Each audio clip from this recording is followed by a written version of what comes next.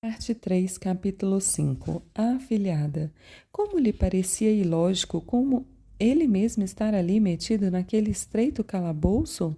Pois ele, o Quaresma plácido, o Quaresma de tão profundos pensamentos patrióticos, merecia aquele triste fim? De que maneira sorrateira o destino o arrastara até ali, sem que ele pudesse pressentir o seu extravagante propósito, tão aparentemente sem relação com o resto da sua vida? Teria sido ele, com seus atos passados, com suas ações encadeadas no tempo, que fizera com que aquele velho Deus docilmente o trouxesse até as execuções de tal desígnio? Ou teriam sido os fatos externos que venceram a ele? Quaresma e fizeram-no escravo da sentença da onipotente divindade. Ele não sabia, e, quando teimava em pensar, as duas coisas se baralhavam, se emaranhavam, e a conclusão certa e exata lhe fugia. Não estava ali há muitas horas, fora preso pela manhã, logo ao erguer-se da cama, e, pelo cálculo aproximado do tempo, pois estava sem relógio e, mesmo se o tivesse, não poderia consultá-lo à fraca luz da masmorra. Imaginava, podiam ser 11 horas. Por que estava preso? Ao certo não sabia. O oficial que o conduzira nada lhe quisera dizer e, desde que saíra da Ilha das Enxadas para a das Cobras, não trocava palavra com ninguém. Não vira nenhum conhecido no caminho, nem o próprio Ricardo que lhe podia, com um olhar, com um gesto, trazer sossego às suas dúvidas. Entretanto, ele atribuía a prisão à carta que escrevera ao presidente, protestando contra a cena que presenciava na véspera. Não se pudera conter aquela leva de desgraçados a sair assim, a deshoras, escolhidos a esmo para uma carniçaria distante, falar a fundo a todos os seus sentimentos. Pusera diante dos seus olhos todos os seus princípios morais, desafiara a sua coragem moral e a sua solidariedade humana. E ele escrevera a carta com veemência, com paixão, indignado. Nada omitiu do seu pensamento, falou claro, franca e nitidamente. Devia ser por isso que ele estava ali naquela masmorra, engaiolado, trancafiado, isolado dos seus semelhantes, como uma fera, como um criminoso, sepultado na treva, sofrendo umidade misturado com seus detritos, quase sem comer. Como acabarei? Como acabarei? E a pergunta lhe vinha no meio da revoada de pensamentos que aquela angústia provocava pensar. Não havia base para qualquer hipótese. Era de conduta tão irregular e incerta o governo que tudo ele podia esperar. A liberdade ou a morte, mais esta que aquela. O tempo estava de morte, de carnificina, todos tinham sede de matar, para afirmar mais a vitória e senti-la bem na consciência, coisa sua, própria e altamente honrosa. Iria morrer, quem sabe se naquela noite mesmo? E que tinha ele feito de sua vida? Nada. Levara toda ela atrás da miragem de estudar a pátria, por amá-la e querê-la muito, no intuito de contribuir para a sua felicidade e prosperidade. Gastara a sua mocidade nisso, a sua virilidade também. E agora que estava na velhice, como ela o recompensava, como ela o premiava, como ela o condecorava, matando-o. E o que não deixava de ver, de gozar, de fruir na sua vida? Tudo. Não brincara, não pandegara, não amara todo esse lado da existência que parece fugir um pouco à sua tristeza necessária. Ele não vira, ele não provara, ele não experimentara. Desde 18 anos que o tal patriotismo lhe absorvia e por ele fizera a tolice de estudar inutilidades. Que lhe importavam os rios? Eram grandes, pois que fossem. Em que lhe contribuiria para a felicidade saber o nome dos heróis do Brasil? Em nada. O importante é que ele tivesse sido feliz. Foi? Não. Lembrou-se das suas coisas de tupi, do folclore, das suas tentativas agrícolas. Restava disso tudo em sua alma uma satisfação? Nenhuma, nenhuma. O tupi encontrou a incredulidade geral, o riso, a mofa, o escárnio e levou à loucura, uma decepção. E a agricultura? Nada. As terras não eram ferazes e ela não era fácil como diziam os livros. Outra decepção. E quando seu patriotismo se fizera combatente, o que achara? Decepções. Onde estava a doçura de nossa gente? Pois ele não a viu combater como feras? Pois não havia matar prisioneiros inúmeros? Outra decepção. A sua vida era uma decepção, uma série, melhor, um encadeamento de decepções. A pátria que quisera ter era um mito, era um fantasma criado por ele no silêncio do seu gabinete. Nem a física, nem a moral, nem a intelectual, nem a política que julgava existir havia. A que existia de fato era a do tenente Antonino, a do doutor Campos, a do homem do Itamaraty. E, bem pensado, mesmo na sua pureza, o que vinha a ser a pátria? Não teria levado toda a sua vida norteado por uma ilusão, por uma ideia a menos, sem base, sem apoio? Por um deus ou uma deusa cujo império se esvaía? Não sabia que essa ideia nascera da amplificação da crendice dos povos greco-romanos de que os ancestrais mortos continuariam a viver como sombras e era preciso alimentá-las para que eles não perseguissem os descendentes? Lembrou-se do seu fustel de Coulanges. Lembrou-se de que essa noção nada é para os Menenamã. Para tantas pessoas, pareceu-lhe que essa ideia, como se fora explorada pelos conquistadores por instantes, sabedores das nossas subvivências psicológicas, no intuito de servir às suas próprias ambições. Reviu a história, viu as mutilações, os acréscimos em todos os países históricos e perguntou de si para si como um homem que vivesse 4 séculos sendo francês, inglês, italiano, alemão, podia sentir a pátria? Uma hora, para o francês, o Franco Condado era a terra dos seus avós. Outra, não era. Num dado momento, a Alsácia não era. Depois era, afinal, não vinha a ser. Nós mesmos não tivemos a Cisplatina e não a perdemos e, porventura, sentimos que haja lá manes dos nossos avós e por isso sofremos qualquer mágoa? Certamente era uma noção sem consistência racional e precisava ser revista. Mas como é que ele, tão sereno, tão lúcido, empregara a sua vida, gastara o seu tempo, envelhecera atrás de tal quimera? Como é que não viu nitidamente a realidade, não a pressentiu logo e se deixou enganar por um falaz ídolo, absorver-se nele, dar-lhe em holocausto toda a sua existência? Foi o seu isolamento, o seu esquecimento de si mesmo, e assim é que ia para a cova, sem deixar traço seu, sem um filho, sem um amor, sem um beijo mais quente, sem nenhum mesmo, e sem sequer uma asneira. Nada deixava que afirmasse a sua passagem, e a terra não lhe dera nada de saboroso. Contudo, quem sabe se outros que lhe seguissem as pegadas não seriam mais felizes? E logo respondeu a si mesmo: mas como, se não se fizera comunicar, se nada dissera e não prendera o seu sonho, dando-lhe corpo e substância? E esse seguimento adiantaria alguma coisa? E essa continuidade traria, enfim, para a terra alguma felicidade? Há quantos anos vidas mais valiosas que a dele se vinham oferecendo, sacrificando, e as coisas ficaram na mesma? A terra na mesma miséria, na mesma opressão, na mesma tristeza. E ele se lembrava que há bem 100 anos, ali, naquele mesmo lugar onde estava, talvez naquela mesma prisão, homens generosos e ilustres estiveram presos por quererem melhorar o estado de coisas de seu tempo. Talvez só tivessem pensado, mas sofreram pelo seu pensamento. Tinha havido vantagem? As condições gerais tinham melhorado? Aparentemente sim, mas, bem examinado, não. Aqueles homens acusados de crime, tão nefando em face da legislação da época, tinham levado 2 anos a ser julgados, e ele, que não tinha crime algum, nem era ouvido, nem era julgado, seria simplesmente executado.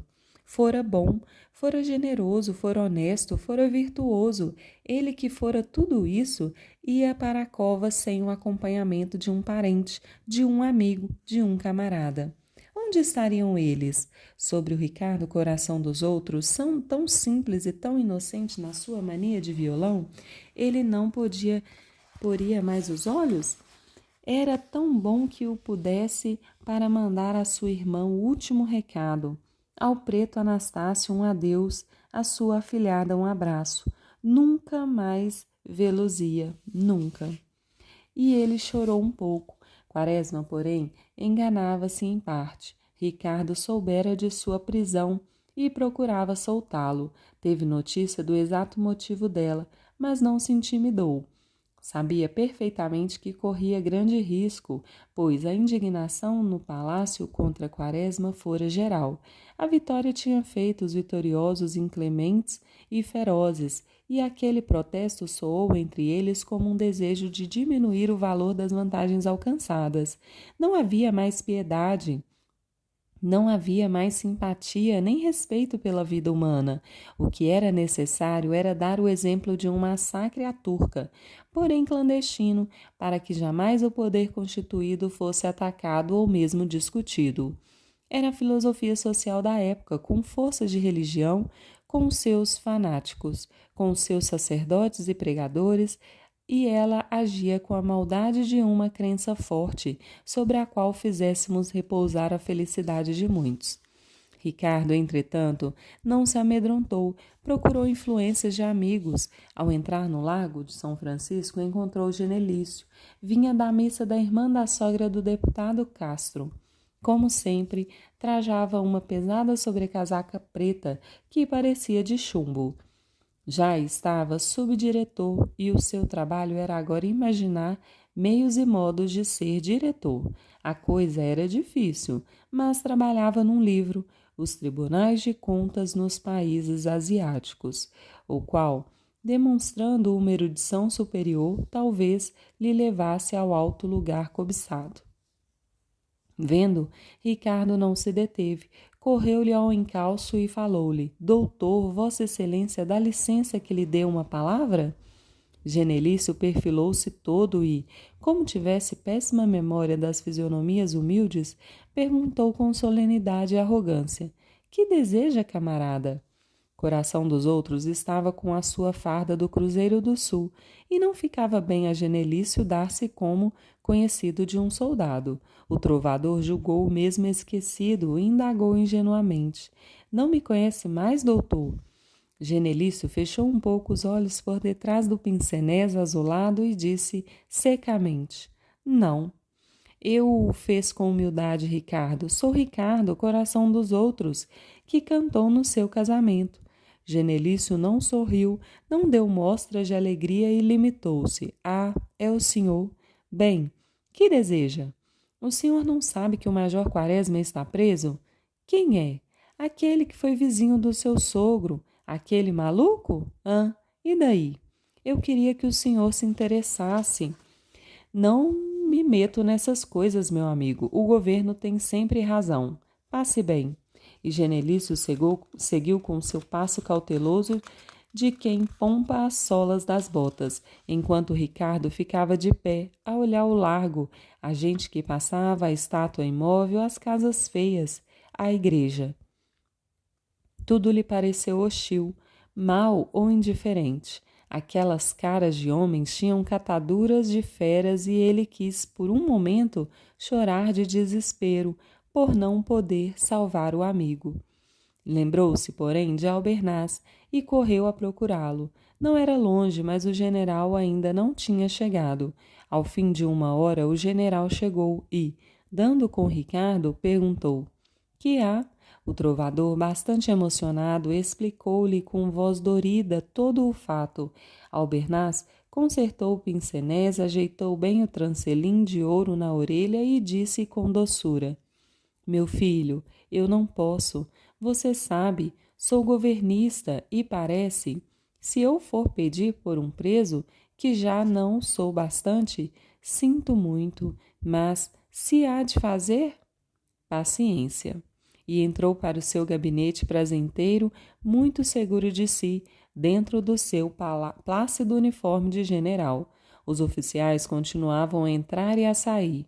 As campainhas soavam, os contínuos iam e vinham, e Ricardo procurava entre todas aquelas fisionomias uma que lhe pudesse valer. Não havia a ele desesperava. Mas quem havia de ser?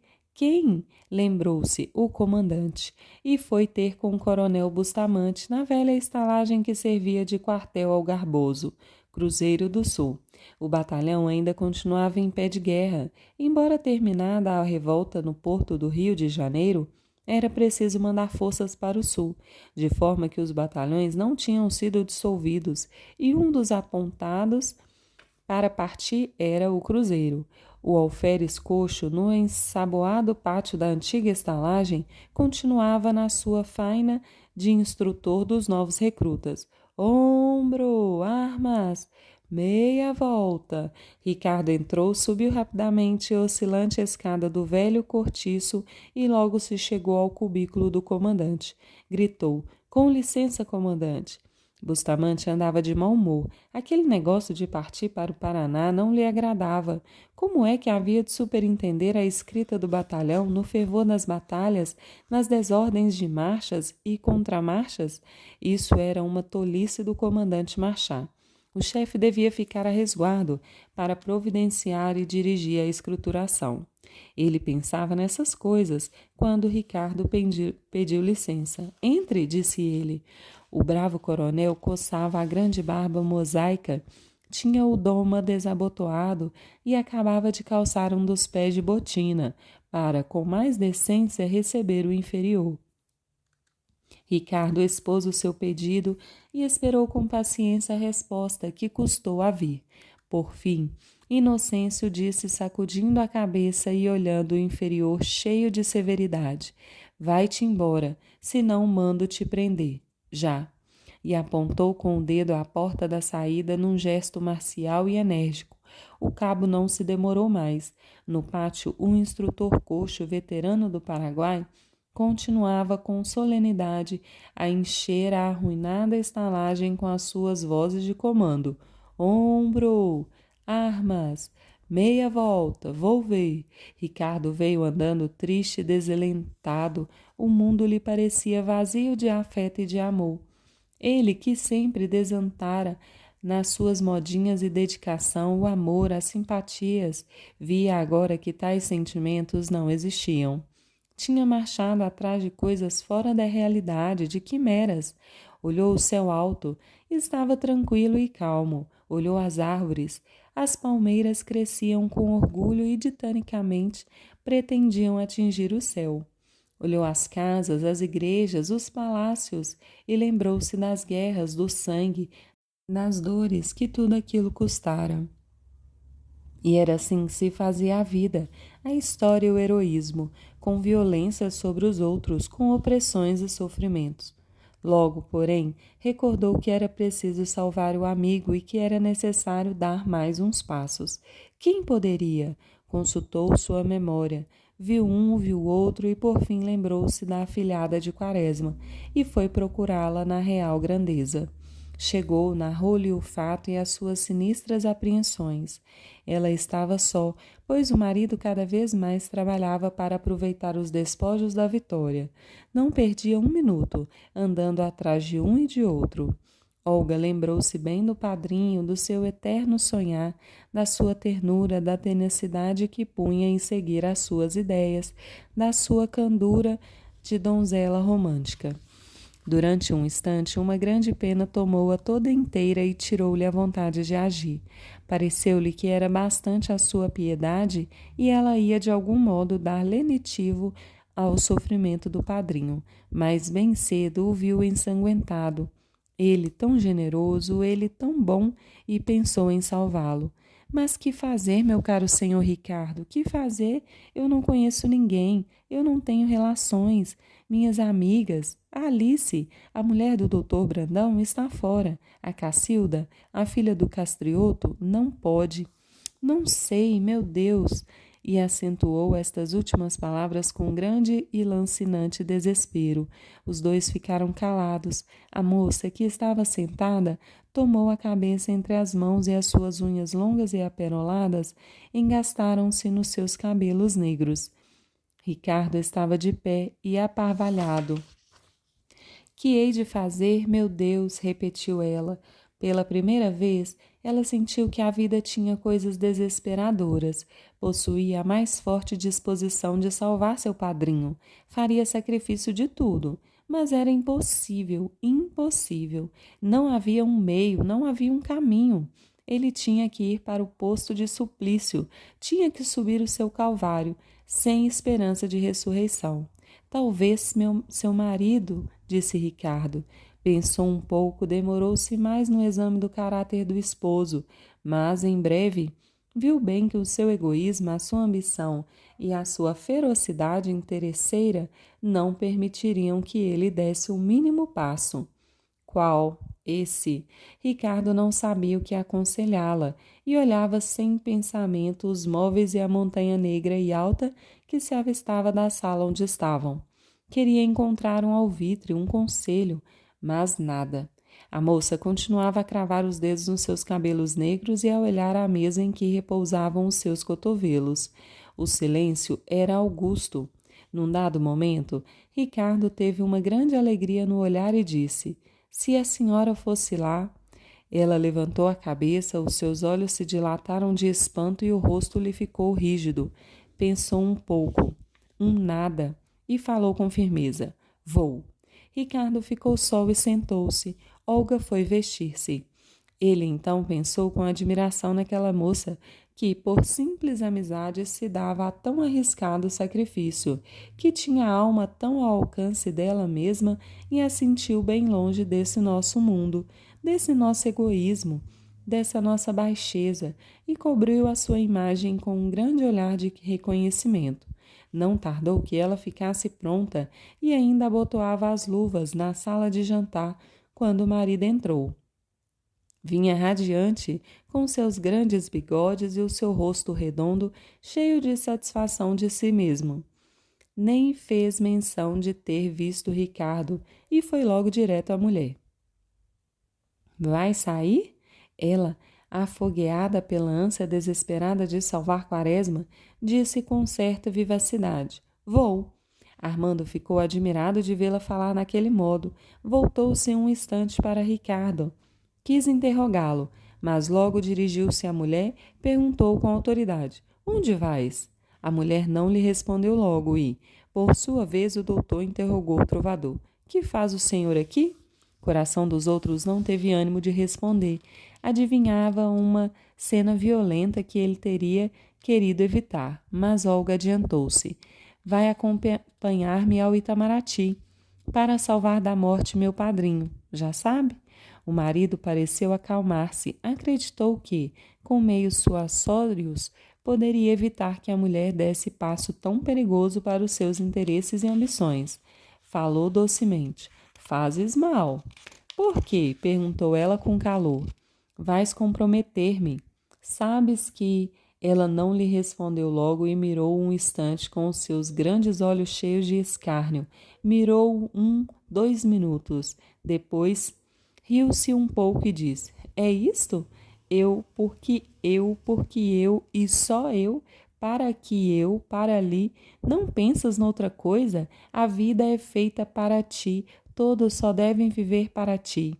Muito engraçado, de forma que eu, agora digo eu também, não tenho direito de me sacrificar, de provar a minha amizade, de ter na minha vida um traço superior? É interessante. Não sou nada, nada. Sou alguma coisa como um móvel, um adorno. Não tenho relações, não tenho amizades, não tenho caráter? Ora, ela falava, ora vagarosa e irônica, ora rapidamente apaixonada. E o marido tinha diante de suas palavras um grande espanto. Ele vivera sempre tão longe dela e não a julgara nunca capaz de tais assomos. Então aquela menina, então aquele bibelô, que lhe teria ensinado tais coisas? Quis desarmá-la com uma ironia e disse risonho: Estás no teatro? Ela lhe respondeu logo: Se é só no teatro que há grandes coisas, estou. E acrescentou com força: É o que te digo, vou e vou, porque devo, porque quero, porque é do meu direito. Apanhou a sombrinha, consertou o véu e saiu solene, firme, alta e nobre. O marido não sabia o que fazer, ficou assombrado e silencioso viu-a sair pela porta fora. Em breve estava no palácio da Rua Larga. Ricardo não entrou, deixou que a moça o fizesse e foi esperá-lo no campo de Santa Ana. Ela subiu, havia um imenso burburinho, uma agitação de entradas e saídas. Toda a gente queria mostrar-se a Floriano, queria cumprimentá-lo, queria dar mostras da sua dedicação, provocar os seus serviços, mostrando-se coparticipante na sua vitória. Lançavam mão de todos os meios, de todos os planos, de todos os processos. O ditador, tão acessível antes, agora se esquivava. Havia quem lhe quisesse beijar as mãos, como ao Papa ou a um imperador, e ele já tinha nojo de tanta subserviência. O califa não se supunha sagrado e aborrecia-se.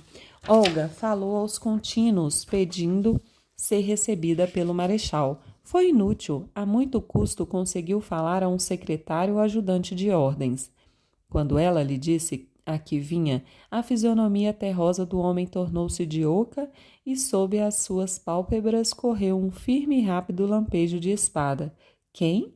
Quaresma? Disse ele. Um traidor, um bandido. Depois arrependeu-se da veemência, fez com certa delicadeza. Não é possível, minha senhora. O marechal não atenderá. Ela nem lhe esperou o fim da frase, ergueu-se orgulhosamente, deu-lhe as costas e teve vergonha de ter ido pedir, de ter descido do seu orgulho e ter enxovalhado a grandeza moral do padrinho com o seu pedido. Com tal gente, era melhor tê-lo deixado morrer só e heroicamente, num ilhéu qualquer. Mas, levando para o túmulo inteiramente intacto o seu orgulho, a sua doçura, a sua personalidade moral, sem a mácula de um empenho que diminuísse a injustiça de sua morte, que de algum modo fizesse crer aos seus algozes que eles tinham direito de matá-lo. Saiu e andou, olhou o céu, os ares, as árvores de Santa Teresa e se lembrou que, por estas terras, já tinham errado tribos selvagens, das quais um dos chefes se orgulhava de ter no sangue o sangue de 10.000 inimigos. Fora há 4 séculos, olhou de novo o céu, os ares, as árvores de Santa Teresa, as casas, as igrejas, viu os bondes passarem, uma locomotiva apitou, um carro, puxado por uma linda parelha, atravessou-lhe na frente, quando já a entrar no campo tinha havido grandes e inúmeras modificações. Que fora aquele parque? Talvez um charco. Tinha havido grandes modificações nos aspectos, na fisionomia da terra, talvez no clima. Esperemos mais, pensou ela, e seguiu serenamente ao encontro de coração dos outros. Todos os Santos, Rio de Janeiro, janeiro a março de 1911.